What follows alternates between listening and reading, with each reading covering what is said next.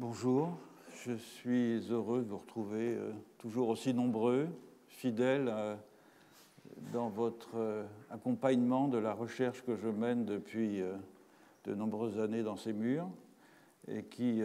m'incite à la poursuivre grâce à votre fidélité. Le cours de cette année sera consacré à une question dont j'avais jusqu'à présent différé l'examen, à savoir les modes de composition des collectifs hybrides, c'est-à-dire de ces assemblages d'êtres et de relations qui semblent relever simultanément d'au moins deux régimes ontologiques distincts. Et un bref retour en arrière est nécessaire afin de mieux spécifier les termes dans lesquels ce problème se pose. Je rappellerai donc brièvement les linéaments d'une démarche entamée il y a une vingtaine d'années et dont les cours donnés ici depuis 2001 ont scandé les développements. Mon expérience ethnographique en Amazonie et l'ébranlement qu'elle avait suscité de quelques-unes de mes certitudes les mieux ancrées m'ont conduit à penser qu'au rebours de l'idée classique en anthropologie et en histoire, qu'il n'y a qu'un monde, un seul monde envisagé comme une totalité autonome en attente de représentation selon différents points de vue, il était plus pertinent et plus respectueux aussi pour ceux dont on s'efforce de décrire les façons de faire et les façons d'être, de considérer cette diversité des usages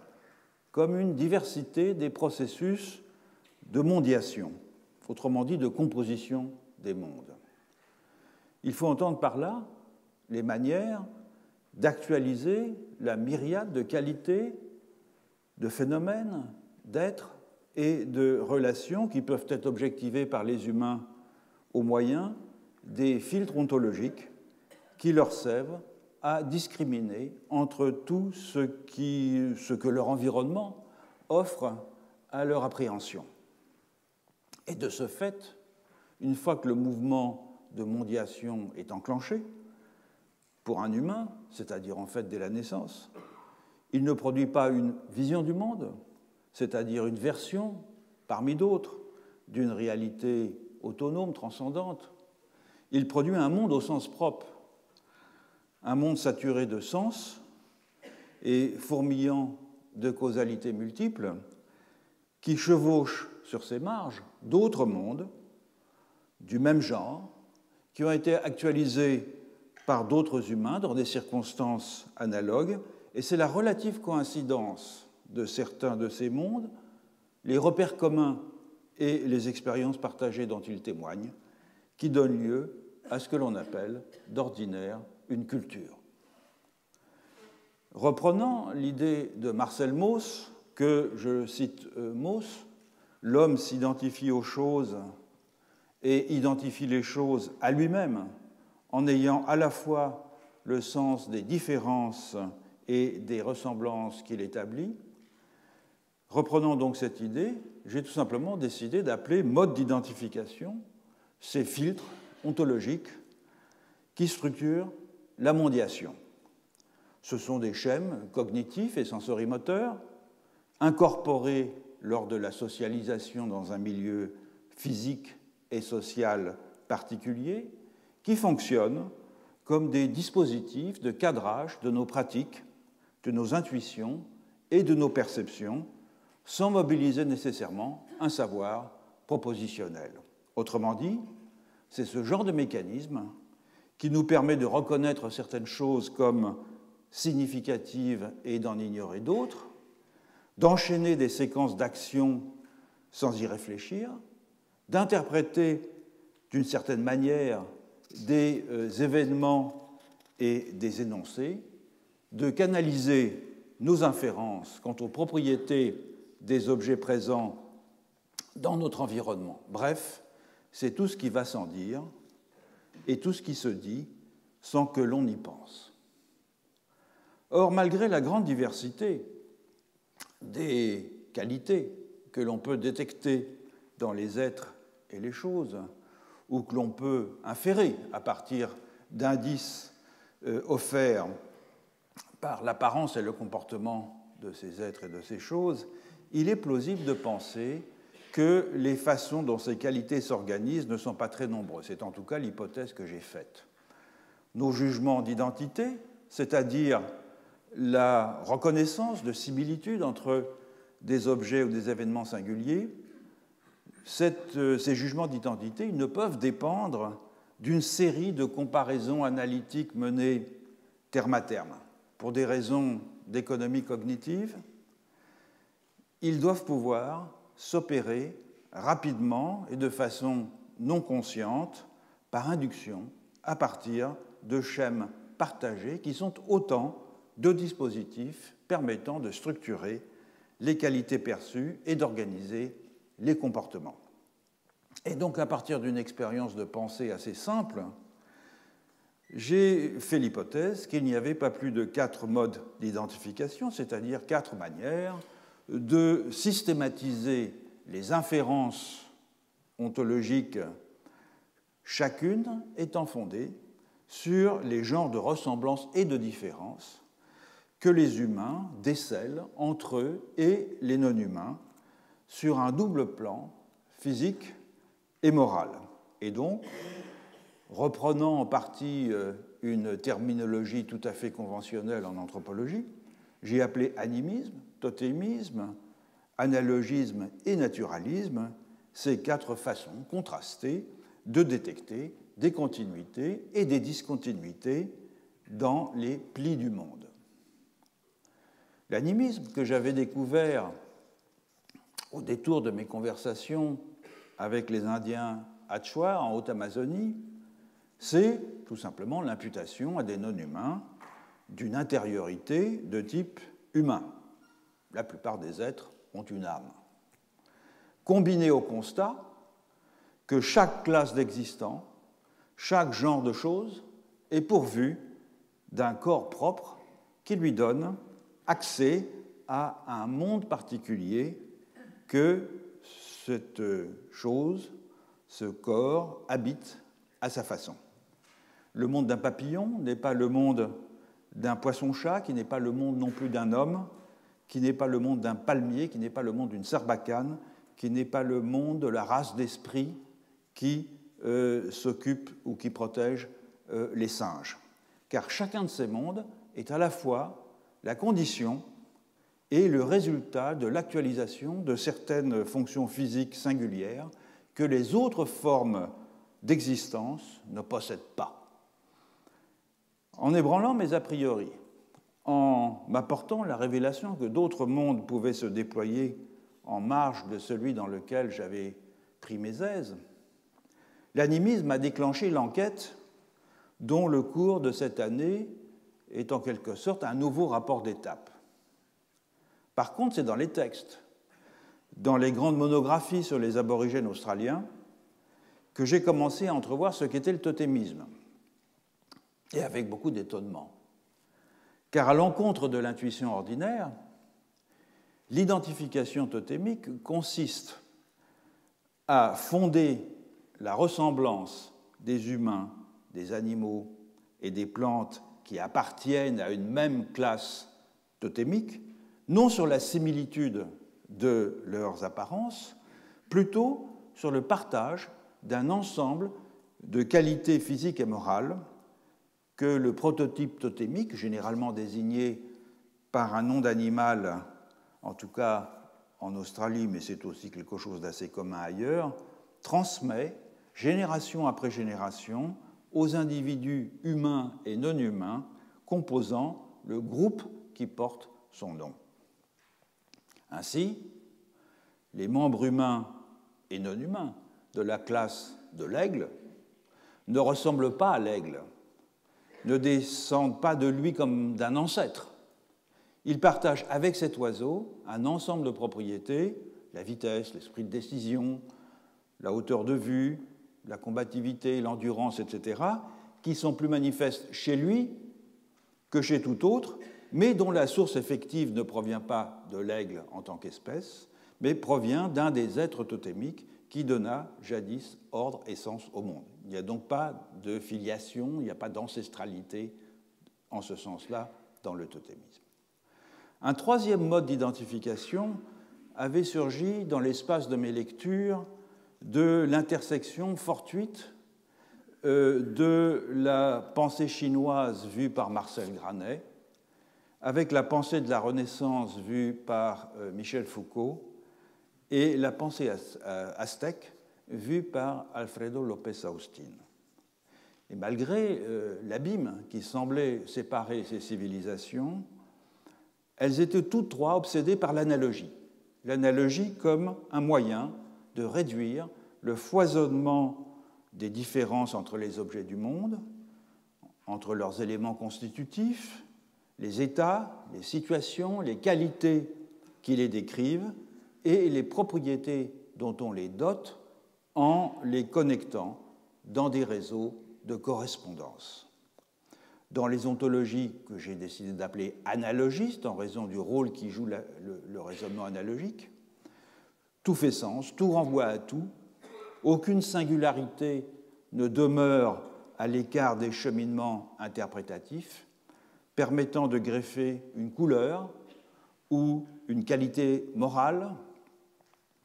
un jour de l'année,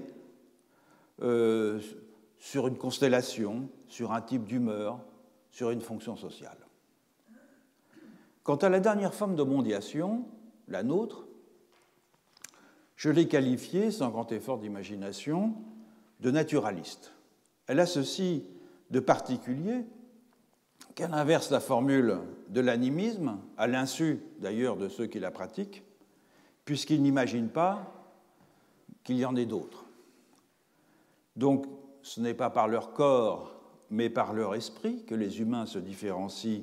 des non-humains, comme c'est aussi par leur esprit qu'ils se différencient entre eux par paquets, grâce à la diversité des réalisations que leur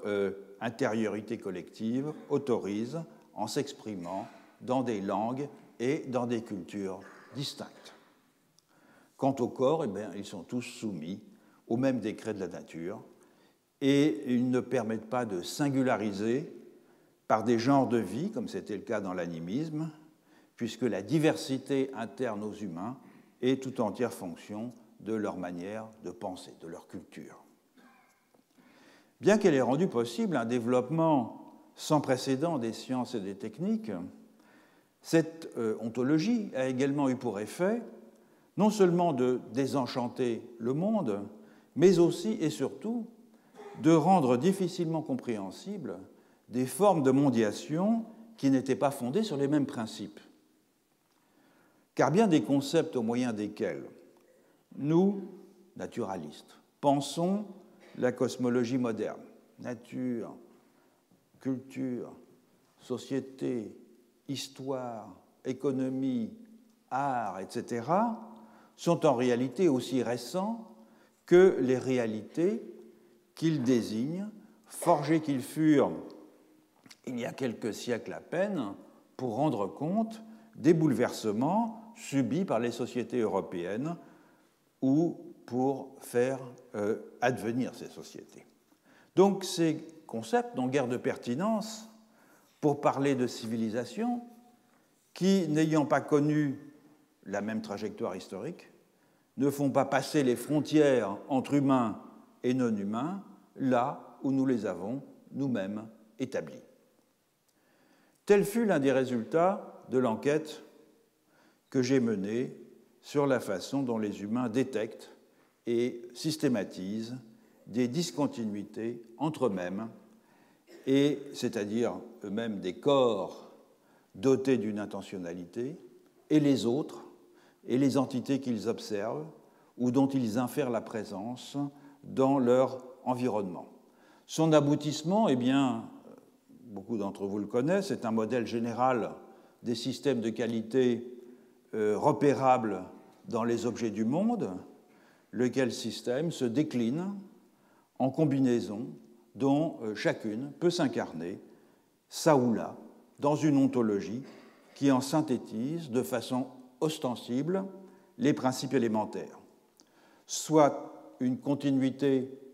morale entre humains et non-humains et une discontinuité de leur dimension physique, j'appelle ça l'animisme, soit une discontinuité morale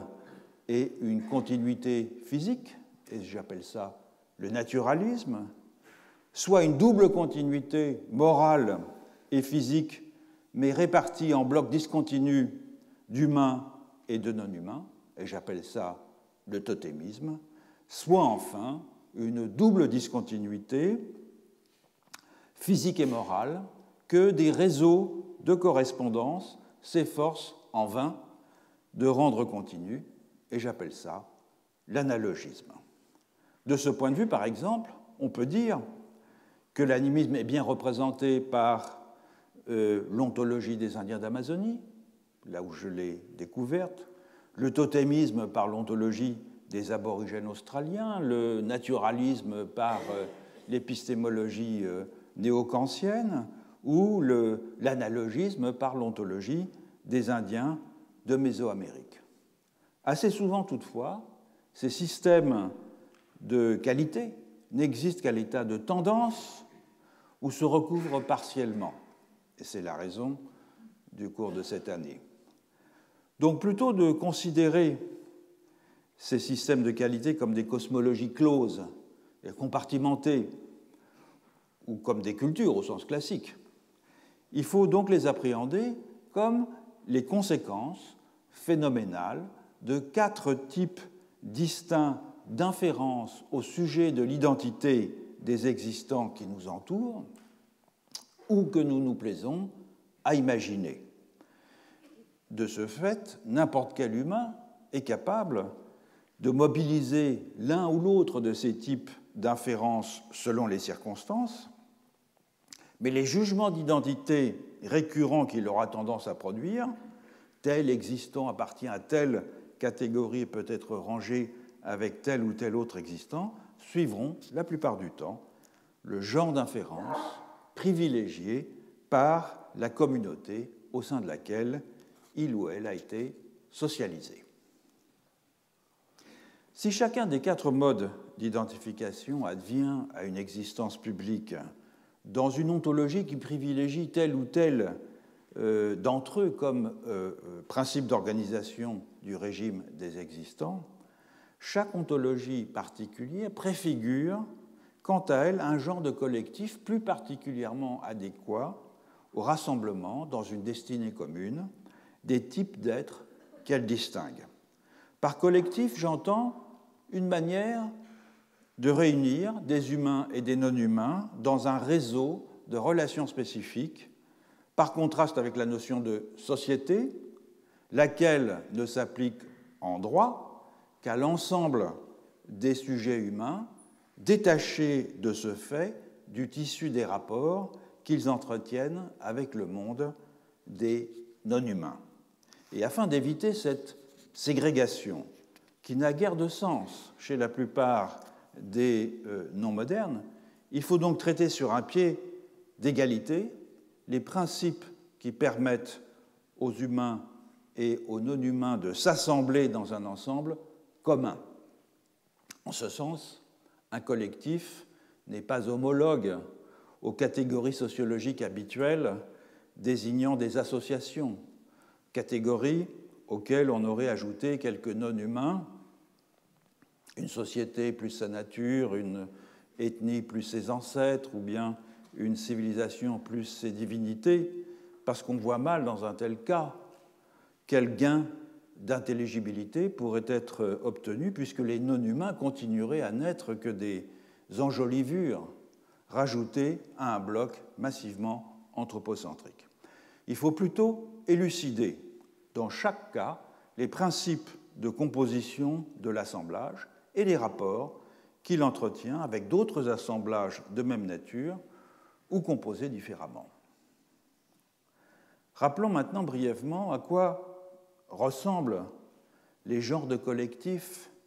formant l'armature au sein de laquelle chaque régime ontologique peut s'épanouir, en commençant par le collectif animiste. J'en ai beaucoup parlé au cours des dernières années, donc je serai assez bref. Le collectif animiste, il se distingue en tout point de ce qu'est pour nous une société, puisque les combinaisons qu'il opère entre humains et non-humains n'y prennent pas du tout la forme coutumière à laquelle l'ontologie naturaliste nous a accoutumés. Dans une ontologie animiste,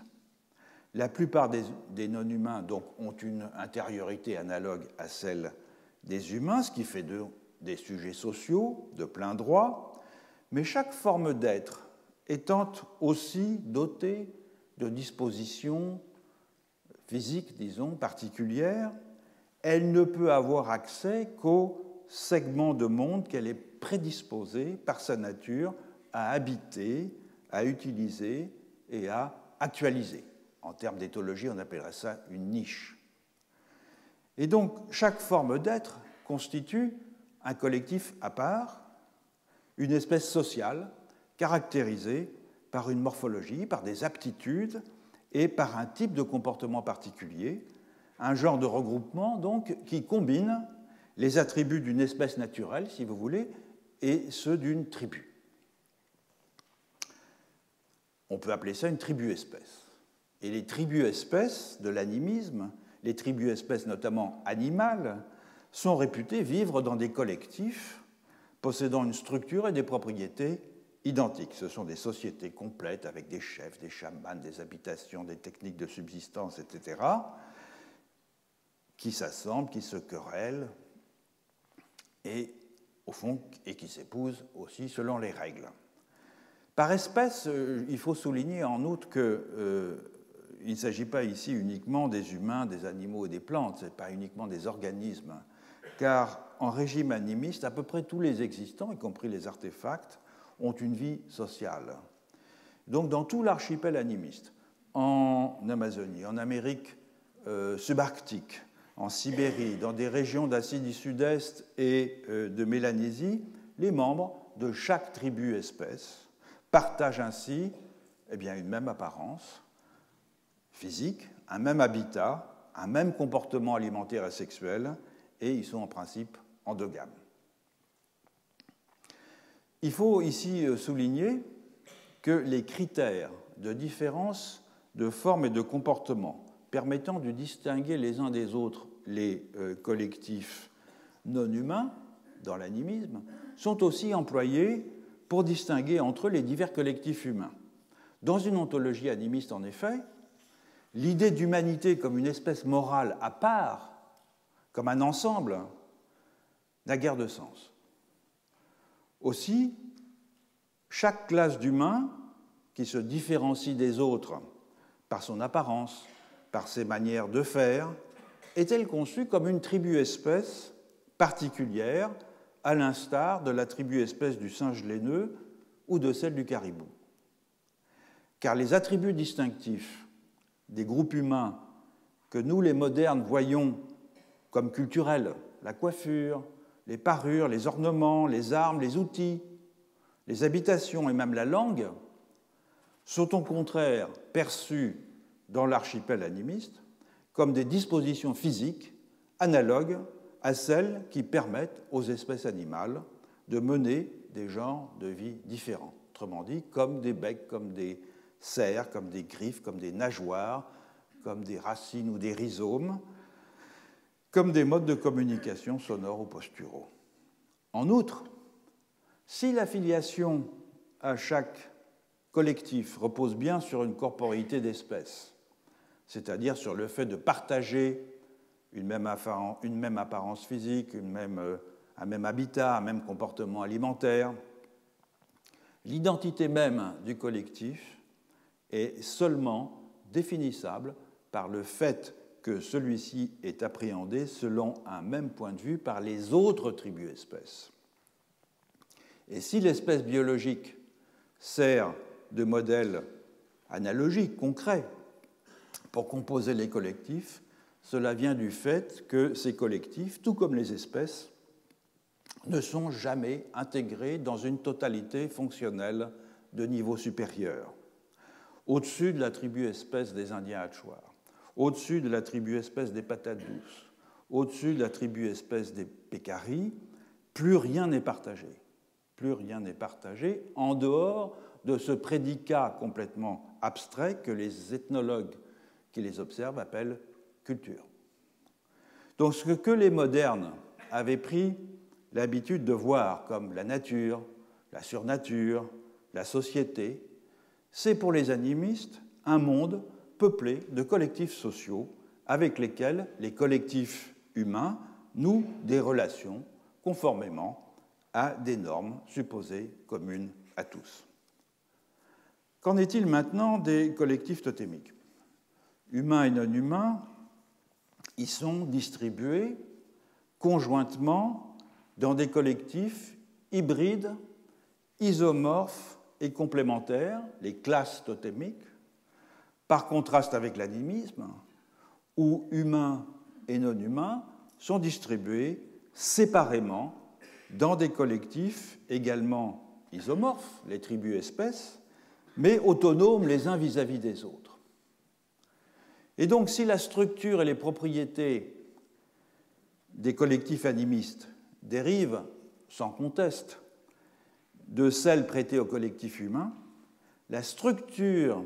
des collectifs totémiques se définit par les écarts différentiels entre des paquets d'attributs physiques et moraux que des non-humains vont dénoter de façon iconique. Ce sont en général des animaux qui sont investis d'une fonction totémique parce qu'ils illustrent, comme j'ai donné tout à l'heure avec l'exemple de l'aigle, ils illustrent de façon exemplaire ces paquets d'attributs.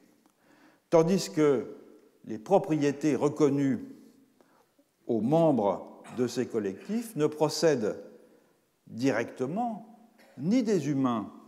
ni des non-humains, mais d'une classe prototypique de prédicats qui leur préexistent. En Australie, que j'ai choisi de considérer jusqu'à présent comme l'exemple le plus achevé du totémisme, l'Australie aborigène bien entendu,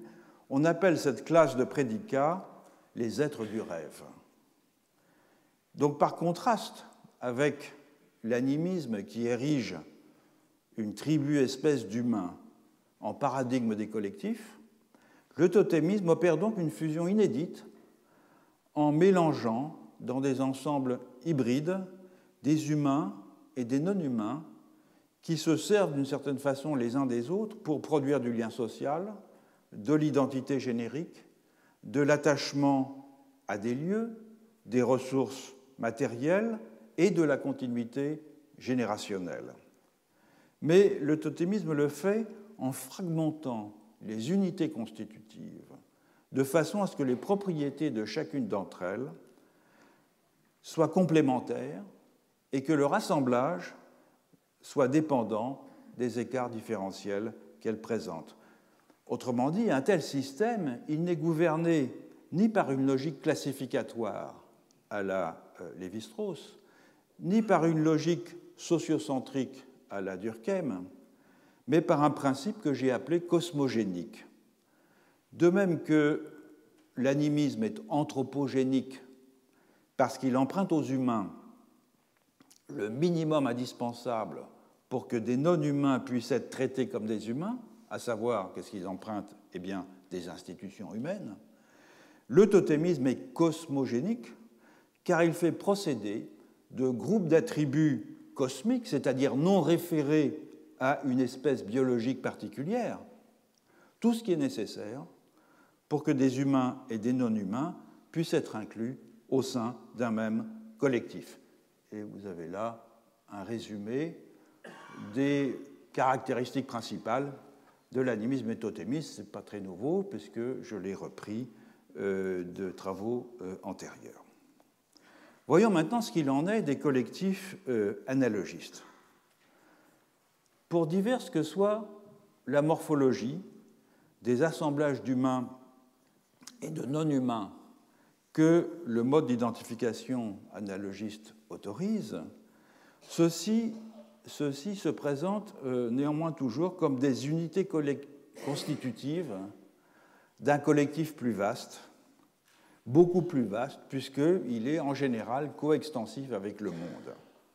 En effet, dans l'analogisme, le cosmos et société sont indiscernables. Les anthropologues ont assez souvent appelé ça des systèmes socio-cosmiques,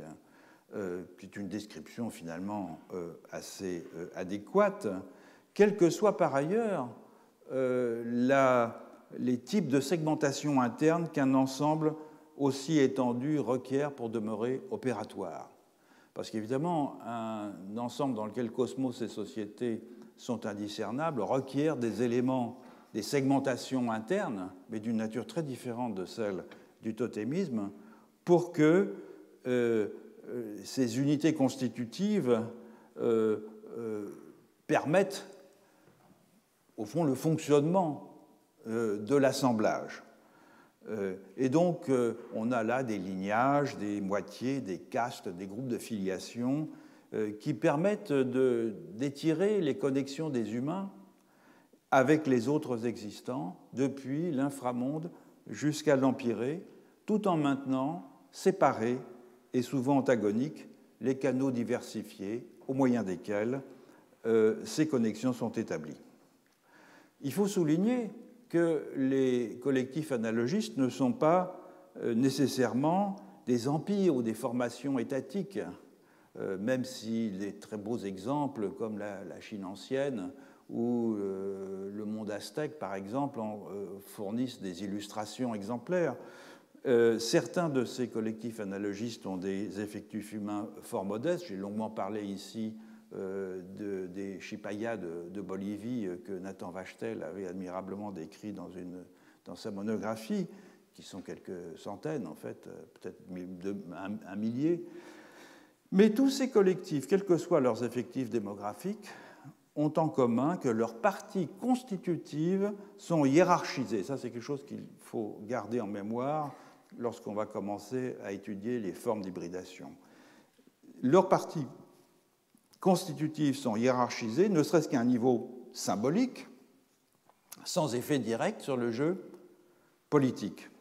Et la distribution hiérarchique y est souvent démultipliée à l'intérieur de chaque segment, c'est-à-dire que les segments sont hiérarchisés,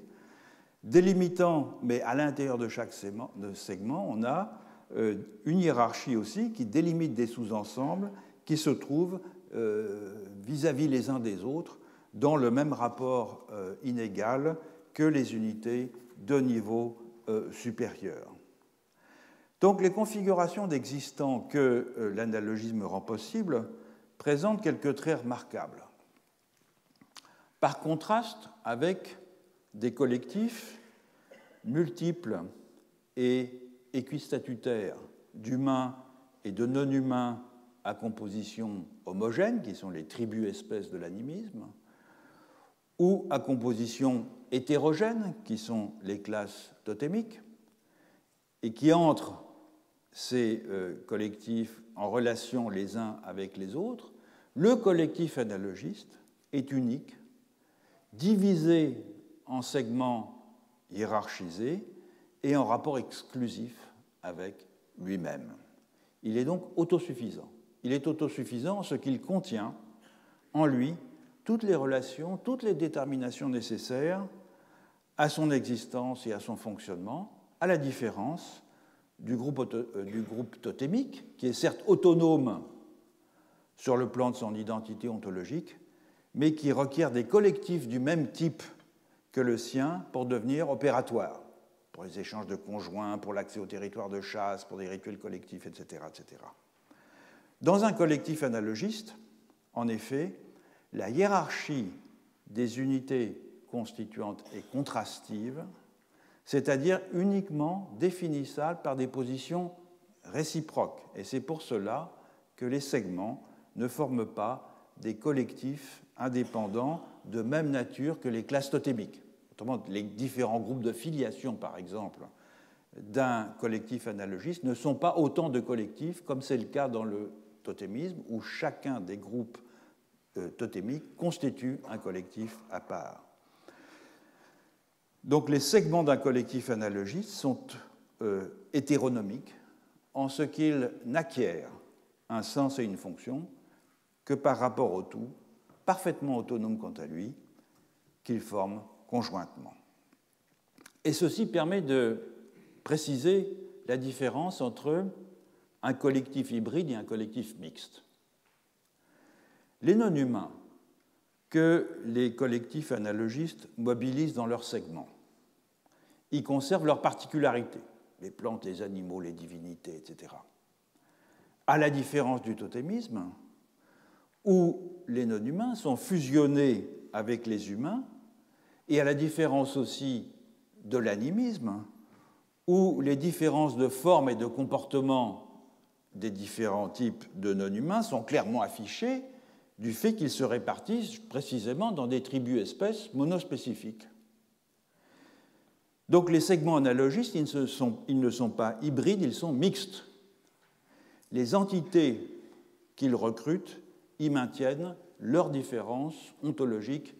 intrinsèques. Et c'est dans la nature même de ce mode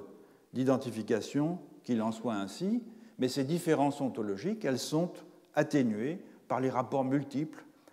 de correspondance et de coopération que le partage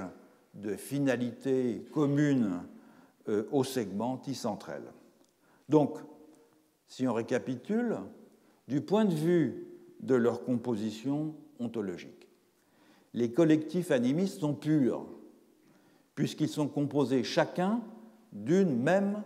classe d'êtres ayant en commun un même type d'intériorité, une même morphologie et les mêmes dispositions physiques. Les collectifs totémiques sont hybrides, puisqu'ils sont composés chacun d'un groupe d'êtres partageant une essence et des substances communes, mais qui diffèrent par leurs apparences et par certaines de leurs capacités, tandis que les collectifs analogistes sont mixtes, puisqu'ils sont composés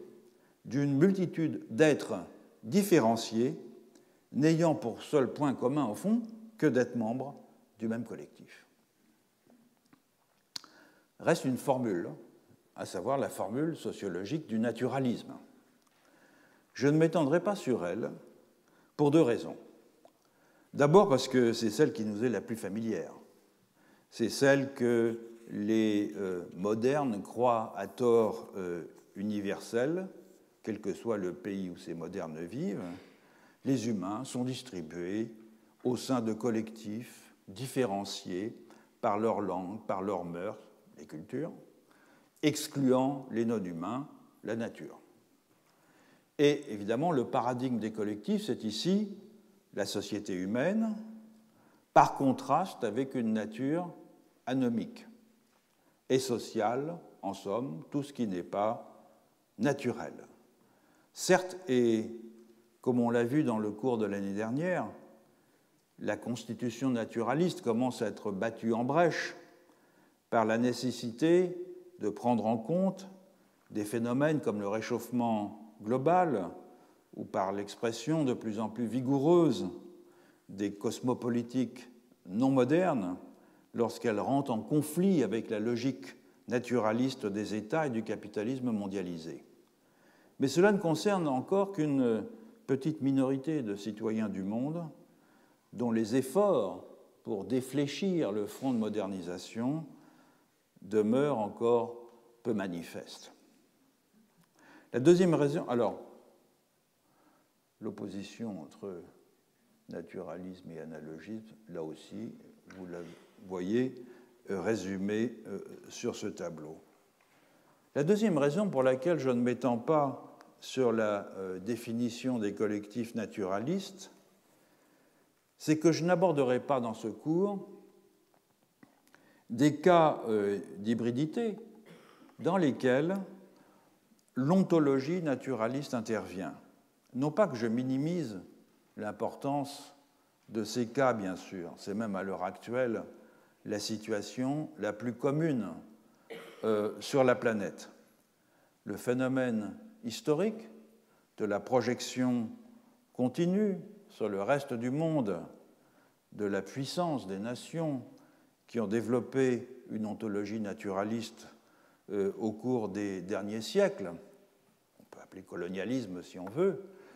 ce phénomène historique a eu pour effet qu'il y a peu de lieux où des éléments idéologiques du naturalisme ne soient pas présents. Inversement d'ailleurs, l'ontologie naturaliste étant un modèle, chose sur laquelle il faut bien insister, et non pas la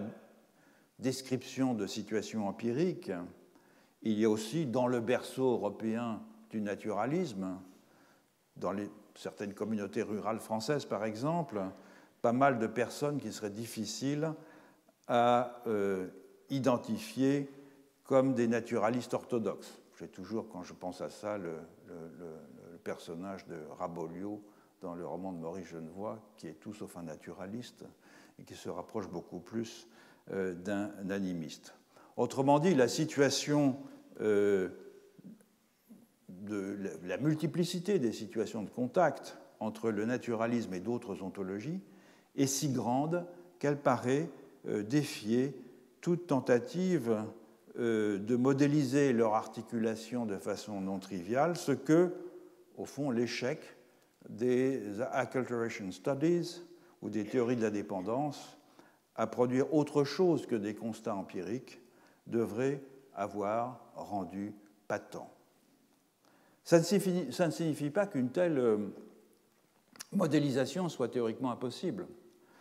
mais elle dépasse de loin le propos du présent cours, notamment par l'ampleur, évidemment, des matériaux qu'elle exige de manipuler. Comme on le verra pour ceux d'entre vous qui suivent également le séminaire demain,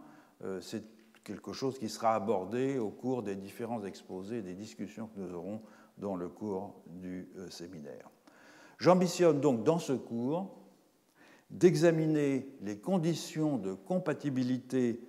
et d'incompatibilité au sein d'un même collectif entre des logiques qui paraissent relever de deux régimes ontologiques différents. Et plus précisément, je procéderai par étude de cas afin d'envisager différentes modalités d'articulation, c'est-à-dire portant sur des domaines d'activité, sur des champs de pratiques différents au sein de chaque collectif, en concentrant mes efforts sur deux formes d'hybridation entre l'animisme et le totémisme d'une part, entre l'animisme et l'analogisme d'autre part. Alors, il reste une dernière forme d'hybridation, si l'on exclut par ailleurs, comme j'ai décidé de le faire, toutes celles dans lesquelles le naturalisme intervient, c'est la combinaison entre le totémisme et l'analogisme. Pour des raisons sur lesquelles je reviendrai en conclusion de ce cours,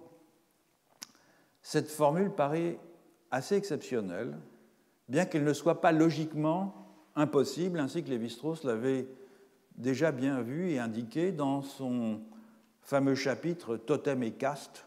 de la pensée sauvage. Mais au prix d'une transformation dont je n'ai pas encore trouvé d'exemple empirique convaincant. Donc j'examinerai la combinaison entre animisme et totémisme avec des exemples amérindiens. Je suis américaniste de formation et donc je vais puiser les exemples parmi le champ que je connais le mieux, en l'occurrence les Wayuu de la Guajira colombienne et vénézuélienne, les Bororo du Brésil central et les Tsimshian de Colombie-Britannique. Tandis que l'analyse des combinaisons entre animisme et analogisme reposera sur des exemples tirés d'Asie du Sud-Est et d'Asie centrale. Et je considérerai chacun des cas ethnographiques de façon très détaillée, car il me semble qu'en la matière, une description bien faite vaut preuve. Ainsi que je me réfère beaucoup à Marcel Mauss, c'est assez normal dans ses murs, pour un anthropologue en outre, ainsi que l'écrivait Marcel Mauss dans son essai sur les variations saisonnières des Esquimaux, je le cite, « C'est une erreur de croire que le crédit auquel a droit une proposition scientifique dépend étroitement du nombre des cas où l'on croit pouvoir la vérifier. Quand un rapport a été établi dans un cas, même unique, mais méthodiquement et minutieusement étudié, la réalité en est autrement certaine que quand, pour la démontrer, on l'illustre avec des faits nombreux mais disparates. » Je suivrai donc le même principe de méthode. Avant de rentrer dans des études de cas, toutefois, et dans le temps qui nous reste aujourd'hui, je voudrais revenir sur les rapports contrastifs entre animisme et totémisme, puisqu'ils vont beaucoup nous occuper au cours de ce cours, sur un plan plus théorique. J'ai déjà expliqué, notamment dans Par-delà nature et culture, les raisons pour lesquelles, je l'ai évoqué brièvement tout à l'heure, les raisons pour lesquelles l'interprétation classificatoire du totémisme que Lévi-Strauss propose dans le totémisme aujourd'hui me paraît insuffisante. Je me contenterai de les rappeler, ces raisons, brièvement. On sait que les anthropologues ont pris l'habitude de parler de totémisme chaque fois qu'un ensemble d'unités sociales, des moitiés, des clans, des sections matrimoniales, des groupes cultuels se trouve associé à une série d'objets dits naturels. Chacune de ces unités dérivant souvent son nom d'un animal ou d'une plante appelée donc éponyme. Dans le totémisme aujourd'hui, Lévi-Strauss a développé l'idée que le totémisme était moins une institution propre aux sociétés dites primitives que l'expression d'une logique classificatoire universelle utilisant les écarts différentiels observables entre les espèces animales et végétales afin de conceptualiser les discontinuités entre les groupes sociaux. Les plantes, c'est l'argumentation de Lévi-Strauss, les plantes et les animaux exhibent spontanément des qualités sensibles contrastées de forme, de couleur, d'habitat, de comportement, et les différences d'espèces qui les rendent manifestes, des qualités contrastées, sont donc particulièrement propices à signifier les distinctions internes nécessaires à la perpétuation et à la structuration des organisations segmentaires. Tandis que les conceptions antérieures mettaient l'accent, les conceptions antérieures du totémisme, mettaient l'accent plutôt sur l'association intime entre des termes, à savoir l'existence d'un lien mystique entre un groupe de personnes et une espèce naturelle, Lévi-Strauss, dans le totémisme aujourd'hui, y voyait au contraire une homologie entre deux séries de relations, celle différenciant un ensemble d'espèces et celle différenciant un ensemble d'unités sociales. La première série, différenciant un ensemble d'espèces, offrant un modèle toujours disponible pour organiser la seconde. Donc la nature, c'est l'interprétation de Lévi-Strauss, fournit un guide et un support, une méthode de pensée, dit Lévi-Strauss, qui permet aux membres de certaines cultures de conceptualiser leur structure sociale et d'en offrir une sorte de représentation iconique simple du même ordre que celle employée par l'héraldique européenne. Cela dit, Lévi-Strauss laisse aussi la porte ouverte à une autre interprétation du totémisme qui ne serait plus réductible à un dispositif classificatoire universel. Dans le même livre, dans le totémisme aujourd'hui, Lévi-Strauss avance en effet l'idée que ce qu'il appelle l'unité artificielle du totémisme, certains d'entre vous qui ont lu le livre se souviennent qu'il compare cette unité artificielle à l'unité artificielle de l'hystérie. Cette unité artificielle provient d'une confusion dans l'esprit des anthropologues entre deux problèmes. Alors je cite Lévi-Strauss, deux problèmes. D'abord, celui que pose l'identification fréquente d'êtres humains à des plantes ou des animaux, et qui renvoie à des vues très générales sur les rapports de l'homme et de la nature, celles-ci intéressant l'art et la magie autant que la société et la religion. Le second problème, poursuit Lévi-Strauss, est celui de la dénomination des groupes fondés sur la parenté, qui peut se faire à l'aide de vocables animaux et végétaux, mais aussi de bien d'autres façons. Le terme totémisme recouvre seulement les cas de coïncidence entre les deux ordres. Or, de ces deux éléments de définition du totémisme que donne Lévi-Strauss dans le totémisme aujourd'hui, c'est surtout le second qui va retenir son attention, car c'est celui qui conduit vers la solution classificatoire, à savoir l'homologie des écarts différentiels entre une série naturelle, les espèces éponymes, et une série culturelle, les segments sociaux. Quant au premier élément, l'identification d'humains à des non-humains, il ne subsiste plus dans la solution que Lévi-Strauss retient dans le totémisme aujourd'hui que sous la forme d'une sorte de mécanisme d'auto-persuasion qui va renforcer l'efficacité opératoire des classifications totémiques dans des sociétés où, et je cite Lévi-Strauss, une tendance très générale à postuler des rapports intimes entre l'homme et les êtres ou objets naturels est mise à profit pour qualifier concrètement des classes de parents ou supposées-elles. Envisagés en eux-mêmes pourtant, et non dans leur simple fonction en quelque sorte d'adjuvant de la catégorisation des humains, ces rapports intimes, comme les appelle Lévi-Strauss, entre l'homme et les êtres naturels présentent, dans certaines configurations totémiques, des caractéristiques tout à fait originales. Et du reste, Lévi-Strauss lui-même a été sensible à ces caractéristiques originales, puisqu'il y consacre de longs développements, non pas dans le totémisme aujourd'hui, mais dans la pensée sauvage. Il consacre en effet des développements à des sociétés à clans totémiques dans lesquelles est postulée une profonde affinité physique et psychique entre les humains et leurs totems, par exemple chez les insulaires du détroit de Torres, chez les Ménomini des Grands Lacs et plus au nord chez les Chippewas. Dans ce genre de cas, chaque groupe totémique sera pris en lui-même et, je cite Lévi-Strauss dans La pensée sauvage, chaque groupe totémique tendra à former système, non plus avec les autres groupes sociaux, mais avec certaines propriétés différentielles conçues comme héréditaires. Il en résulte une diversité intrinsèque et proprement ontologique des segments totémiques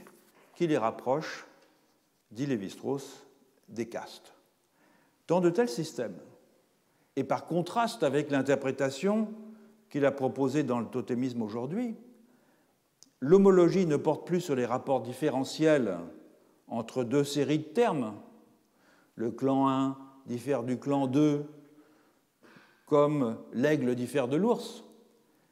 Elle porte, l'homologie, sur les termes humains, sur les termes mêmes. Le clan 1 est comme l'aigle, le clan 2 est comme l'ours. Donc, au lieu de deux images, et là je cite encore Lévi-Strauss, l'une sociale, l'autre naturelle, qui sont superposées, et dont l'une, la seconde, sert de modèle de pensée pour la première,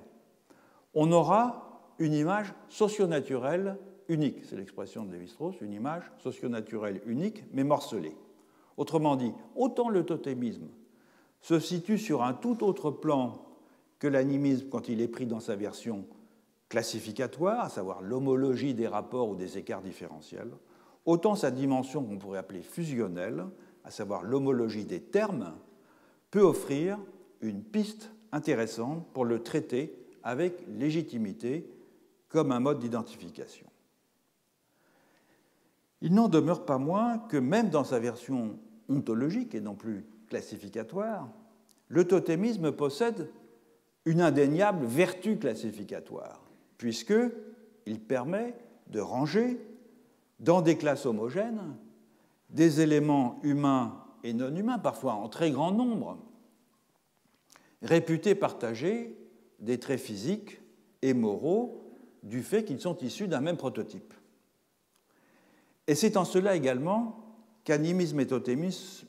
se distinguent. Les non-humains, mobilisés dans l'un et l'autre cas, n'ont pas du tout le même statut épistémique, en sorte que les sources qui permettent de caractériser ces deux ontologies diffère aussi du tout au tout. Ce qui établit le totémisme comme un système inclusif de classification, de distribution des êtres dans des groupes nommés, ce sont des récits étiologiques retraçant les conditions dans lesquelles cette répartition s'est opérée. Des récits qui justifient donc, grâce au recours à un stade originel, que l'on appelle en Australie le temps du rêve, l'état présent de la segmentation du monde en classes ontologiques différenciées. En revanche, ce qui définit l'animisme comme une ontologie, ce ne sont pas des récits d'origine, puisque, contrairement à ce que l'on pourrait penser, les mythes amérindiens ou les mythes inuits ou les mythes sibériens proposent moins une justification de la situation présente du monde en énonçant les circonstances qui l'ont rendu telle, qu'ils ne mettent en scène une sorte d'expérience de pensée au moyen de laquelle peut être conceptualisé un état de fait, à savoir que les non-humains ont une intériorité comme la nôtre et des corps tous différents. Autrement dit, les mythes animistes, ce sont moins des cosmogonies que des axiomatiques. Et ce n'est pas dans la mythologie explicite que la validité expérientielle de cette ontologie peut être avérée, mais dans ce que Lévi-Strauss appelle la mythologie implicite, c'est-à-dire dans les attendus quant au monde que les pratiques rituelles laissent transparaître. Alors revenons un moment sur les deux critères au moyen desquels identifier l'ontologie totémiste et l'ontologie animiste. En Australie, ce qui se rapporte à l'ontologie totémiste est relaté dans des récits accompagnant des cérémonies totémiques qui racontent que des êtres originaires surgirent jadis de la Terre en des sites précisément identifiés, certains d'entre eux se lançant dans des pérégrinations dont les péripéties, les trajets, les haltes, etc., sont toujours lisibles dans la matérialité de l'environnement. Ces êtres disparurent ensuite tout de go, soit dans le lieu même de leur émergence, soit au terme de leur voyage, après avoir laissé derrière eux une partie des existants actuels dans toute leur pluralité, les hommes, les plantes, les animaux, avec leurs affiliations totémiques respectives, les rites, les objets cultuels, etc. Donc ces récits étiologiques du totémisme sont normatifs. Ils énoncent les conditions initiales de la segmentation, les lieux où cette segmentation s'est produite, les êtres qui en furent responsables et ceux qui en résultèrent. Rien de tel pour l'animisme, qui n'est pas une charte sociocosmique, mais une pratique caractéristique des relations entre humains et non-humains, dont les principes directeurs se révèlent au premier chef dans l'action rituelle. Et c'est d'ailleurs sans doute ce caractère pratique de l'animisme qui a détourné Lévi-Strauss de son analyse, sa caractérisation, si vous voulez, puisque l'on sait que pour Lévi-Strauss, l'anthropologie est avant tout une psychologie, et on pourrait même ajouter une psychologie statique. Au fond, l'anthropologie lévi-straussienne a montré la voie de l'intelligibilité des structures et des catégories en étudiant des objets pris à un instant T de leur développement, c'est-à-dire immobiles. Les mythes, les institutions sociales, les classifications symboliques de plantes et d'animaux, les nomenclatures de parenté, les systèmes de mariage, etc. Tous ces objets sont traités dans l'analyse structurale comme des combinatoires, mais des combinatoires dépourvus de mouvements propres en dehors des transformations qu'elles peuvent subir lorsque on prend précisément ces objets comme des éléments permutables au sein d'un groupe, ce qui est le principe de l'analyse structurale. Mais les lois de transformation que l'analyse structurale met en évidence ne sont pas des lois qui donnent à ces objets un mouvement sui generis. Ce sont les principes de permutation des éléments qui permettent de faire le tableau de tous les possibles afin de comprendre les rapports de compatibilité qui se dessinent entre les possibles réalisés. Donc cette attention exclusive au seul mouvement relationnel entre des éléments qui se définissent par leur seul mode de combinaison explique sans doute pourquoi Lévi-Strauss accorde si peu d'importance au rituel qui n'est, il a écrit des pages classiques sur la question, qui n'est pour lui qu'une mise en acte du mythe, l'exécution en somme d'une partition qu'il n'a pas composée. Or, contrairement à cette vision en quelque sorte expressive, il faut admettre que le rituel est doté d'autonomie, en ce que, contrairement au mythe, il est un procès, et un procès non réversible. Au terme du rituel, une situation nouvelle existe qui ne peut être défaite. Des jeunes gens sont initiés, un roi est intronisé, un mariage est célébré, ou un couple est uni par le mariage. Par contraste, l'orientation narrative du mythe importe peu à l'analyse structurale, puisque c'est, comme on le sait, la position relative des mythèmes dans l'organisation paradigmatique qui importe, et non la succession des épisodes dans l'organisation syntagmatique. Donc, en ce sens, un mythe n'a pas de direction. Et l'analyse structurale montre qu'il peut être complètement réversible dans un groupe de transformation, c'est-à-dire dans un ensemble de mythes appartenant à des populations voisines et dont les motifs s'inversent systématiquement. Une grande partie de l'œuvre de Lévi-Strauss, dans les mythologiques en particulier, établit ce point. Rien de tel pour le rituel, qui est toujours orienté et parfois cumulatif. La raison en est que le procès rituel vise justement à reconstruire sous une forme différente, compacte et expressive, et afin d'agir sur eux, d'autres procès également orientés et cumulatifs que le mythe ne saurait représenter